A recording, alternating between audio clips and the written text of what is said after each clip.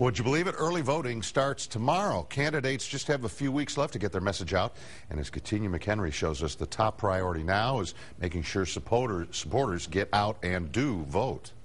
Years under Rick Perry, Texas isn't open for business for everyone. They seem to string together one commercial after another, telling you something about the other candidate or why you should vote for them. Decisions about which way they would vote if they voted are probably reasonably solid. Now it's really a question of whether they're going to come out and vote. UT government professor Dr. Brian Roberts says getting you to vote is probably one of the toughest challenges facing candidates right now. It's been a tough economic year for many Americans, some of which are still looking for work. Many of those may be dismayed with politics in general. This is part of the tension is, obviously the economy has contributed to sort of the general malaise about politics and the apparent inability of the government to bring down the unemployment rate.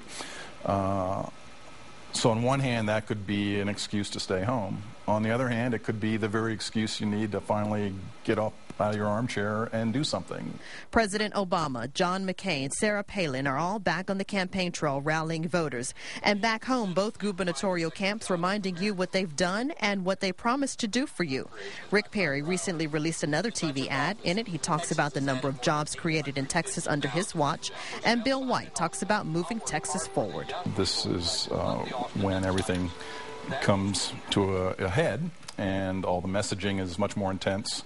And the strategies of the candidates probably are more drifting towards mobilization at this point than swaying anyone's opinion.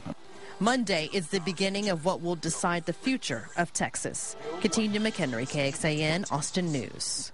And early voting begins tomorrow. As we said, it ends October 29th, and the November 2nd is the actual election day. Now on our homepage at